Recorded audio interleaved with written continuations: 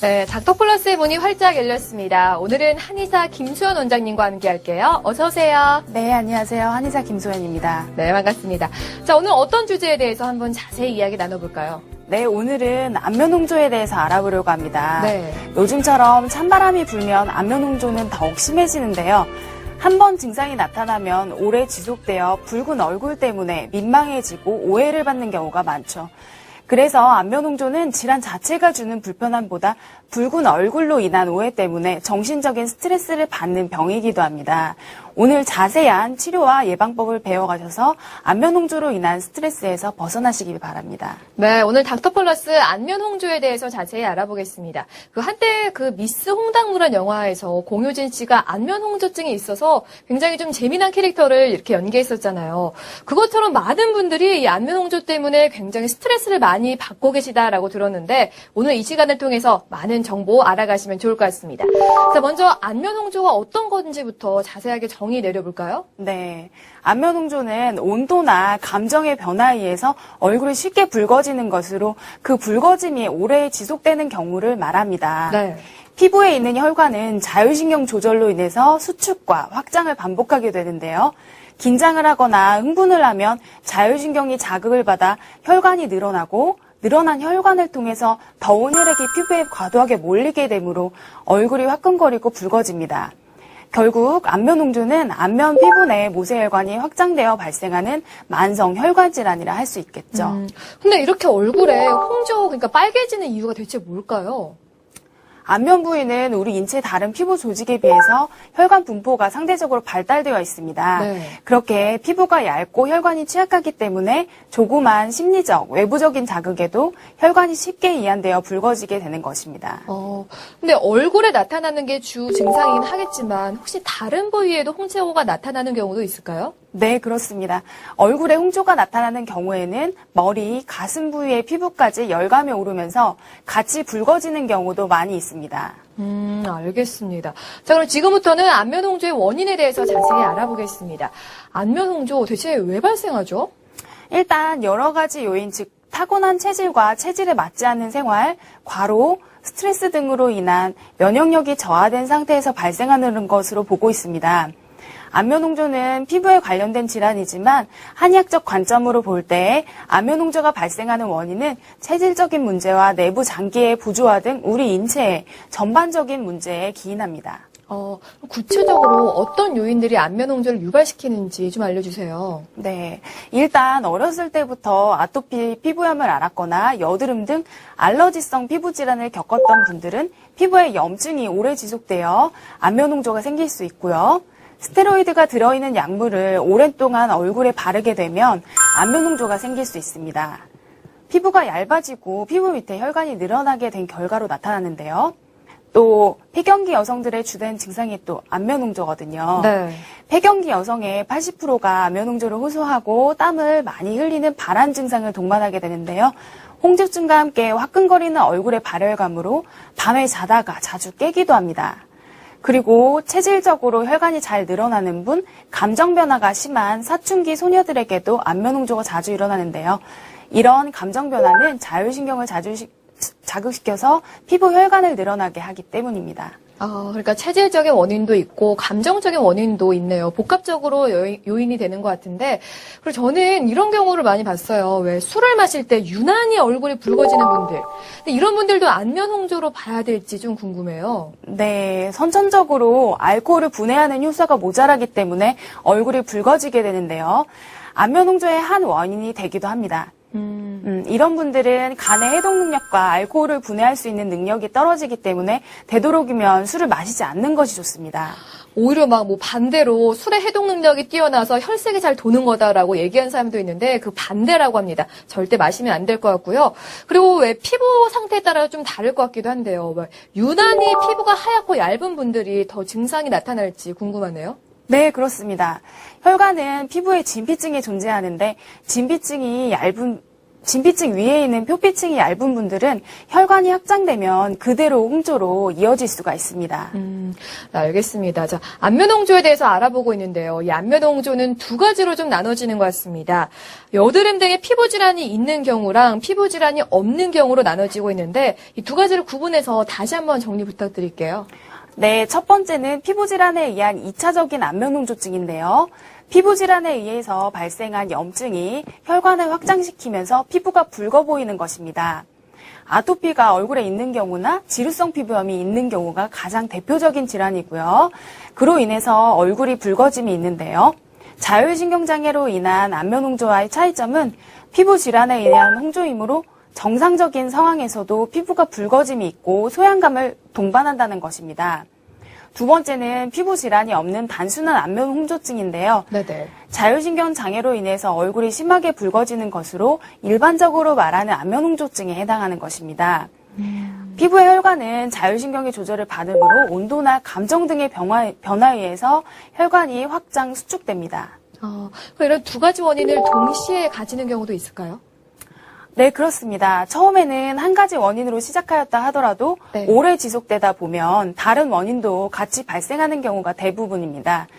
두 가지 원인 중에 어떤 원인이 먼저 발생했고 또 중요한지 판단 후 치료하는 것이 필요합니다. 알겠습니다. 그리고 안면홍조 하면 여드름의 이야기를 안 할 수가 없는데 여드름으로 인해서 안면홍조가 생기기도 하고 또 안면홍조가 생기고 난 후에 여드름이 발생할 수 있는 건지 아니면 동시에 나타날 수도 있는 건지 그런 것들도 좀 말씀해 주시죠. 네, 여드름과 안면홍조는 자주 동반되는 질환인데요. 네. 모세혈관과 피지샘이 가까이 있기 때문에 피지샘이 왕성하게 활동하면 주변의 모세혈관으로 인해 안면홍조가 나타나게 됩니다. 여드름 환자 중에서 홍조 증상이 있는 경우 피부가 매우 예민하고 피지 분비가 많은 것이 특징이며 얼굴에 붉은 기운이 많이 도는 경향이 있습니다. 그리고 흔히 말하는 대로 피부가 잘 뒤집어지는 현상을 겪는데요. 네. 이 환자들의 경우 치료 역시 일반 여드름 환자보다 까다로운 것이 사실입니다. 하지만 환자가 치료를 잘 따라주고 주의사항을 잘 지켜준다면 치료 효과는 좋은 편입니다. 그럼 그 치료는 어떻게 할까요? 여드름 치료를 먼저 하고 안면홍조를 치료할까요? 아니면 동시에 같이 할까요? 이러한 경우 일반적으로는 여드름 치료를 선행한 후에 홍조 치료를 하게 되는데 네. 여드름의 원인인 상체에 열이 몰리는 증상을 치료하고 나면 자연스럽게 홍조가 좋아지기 마련이거든요. 또 여드름 자국들이 몰려 있어서 홍조로 보이는 경우도 있는데 이런 경우에는 여드름 자국 치료를 하면 혈관이 손상된 것이 자연스럽게 회복되면서 피부톤이 균일해지므로 얼굴이 붉어지는 증상도 한결 나아지는 것을 느낄 수 있을 것입니다. 그러니까 여드름 치료를 받으면 안면홍조 증상도 한결 나아지겠네요. 네. 알겠습니다. 자, 증상 이야기를 좀 더 자세히 해볼게요. 안면홍조는 피부에 붉어짐만이 증상일지 아니면 혹시 다른 증상도 동반되기도 할까요? 네, 다른 증상도 나타납니다. 네. 얼굴에 강한 화끈거림이나 가슴 두근거림 등이 동반될 수 있으며 홍조는 머리부터 시작해서 목, 가슴 등 아래 방향으로 퍼지게 되어 있고요. 차갑고 끈적끈적한 땀, 머리의 압박감 등 불쾌한 느낌도 동반될 수 있습니다. 또 심장 박동이 빨라지면서 가슴이 답답하고 숨이 막히는 증상 등이 동반되기도 합니다. 이런 증상이 나타난다면 그럼 안면홍조가 좀 심해지면 공황장애 같은 다른 문제도 발생할 수 있겠어요? 직접적으로 안면홍조가 공황장애를 일으킨다기보다는 네. 공황장애 환자나 안면홍조 환자들 모두 교감신경이 과도하게 활성화되어 있는 경우가 많아서 동시에 나타나는 경우가 많고요. 두 가지를 비교를 해보자면 공황장애 환자의 증상이 훨씬 더 심한 경우라고 말할 수 있습니다. 그렇군요. 그리고 이 다른 피부 질환과의 연관성은 어떨지 궁금한데 피부 질환으로 인해 안면홍조가 생길 수는 있긴 하지만 혹시 안면홍조로 인해서 다른 피부 질환이 생길 수 있을지 좀 걱정돼요. 안면홍조 증상이 심하거나 오래 지속되는 경우는 다른 질환으로 발전할 가능성이 많아서 꼭 치료가 필요합니다. 네. 안면홍조가 심한 경우에는 모세혈관이 눈에 보일 정도로 늘어나서 거미줄처럼 볼이나 이마, 턱, 코와 같은 부위에 나타나게 되고 이렇게 나타나면 안면홍조증이 더욱 악화되었다고 볼 수 있고요. 안면부에 과도한 열감이 몰리게 되면 피부가 건조하고 예민해짐으로써 코와 코 주변의 피부가 울퉁불퉁하게 나타나는 이른바 딸기코, 주사비라고 말하는 증상이 나타날 수 있습니다. 또 여드름을 유발시키기도 하고 수족냉증, 소화불량, 불면증 등이 동반되는 경우도 많이 있고요. 신경과민이나 불안, 우울증 등을 동반할 수 있는 질환입니다. 참 얼굴에 나타나는 증상도 문제지만 이것으로 인해서 이런 정신적인 스트레스까지 받는다는 게 가장 큰 문제라서 꼭 치료를 받아야 되는 질환인 것 같아요. 그렇죠? 네, 그렇습니다. 안면홍조는 누구에게나 쉽게 나타날 수 있는 증상이지만 빈도가 작고 홍조가 쉽게 가라앉지 않는다면 스트레스로 대인관계를 기피하게 되고 자신감이 떨어져 태도가 위축되는 등 정신적인 문제로 연관되기도 하는 질환이기도 합니다. 또 증상 정도가 심한 경우가 아니더라도 대인기피증이나 심리적인 위축 등이 이어진다면 치료가 꼭 필요하고요. 심해져서 소양감이나 피지 분비량 증가 등의 증상이 유발된다면 2차적인 다른 질환으로 이어질 수 있기 때문에 피부 손상을 가져올 수 있어서 꼭 치료가 필요합니다. 네, 꼭 정말 치료가 필요한 질환일 것 같은데 한의학에서는 어떻게 치료를 하게 될지 궁금하네요. 네, 한의학에서의 치료의 기본은 한약 치료입니다. 개인의 체질과 증상을 고려해서 약재를 정성껏 다려 인체에 부족한 기혈을 보충해주고 저하된 면역력을 회복시킬 뿐 아니라 안면홍조의 근본적인 원인을 제거하는 것이 중요합니다. 또 환을 통해서 외부로 배출되지 못하고 피부에 쌓여있는 독소와 열기, 염증 등을 배출시켜주는 치료를 하고 있고요.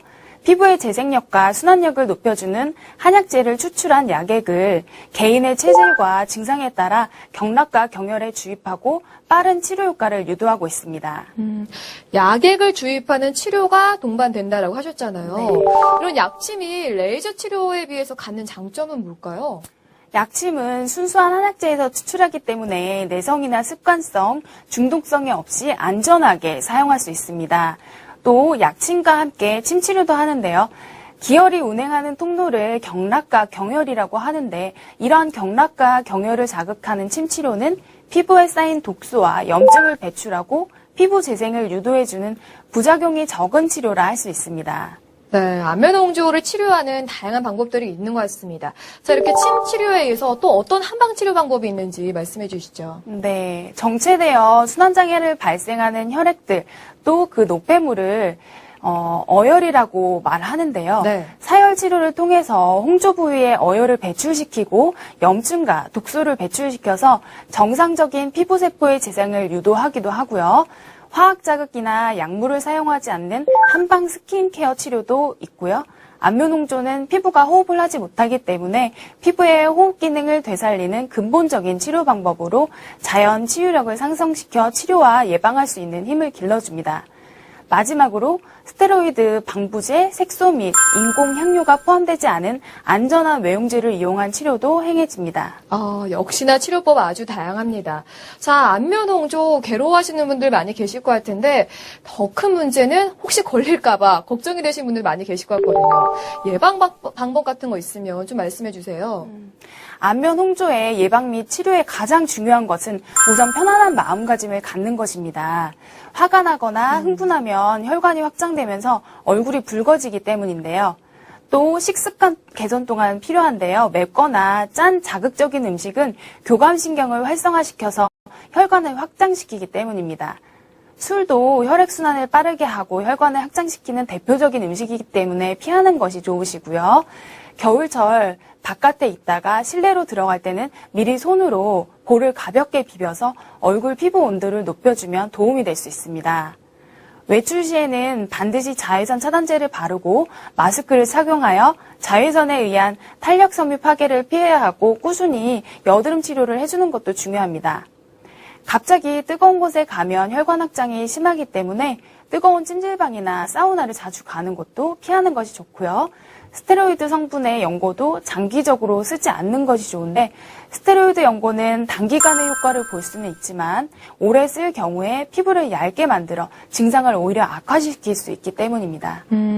쭉 들어보니까 다른 피부 질환에도 다 좋은 방법들인 것 같습니다.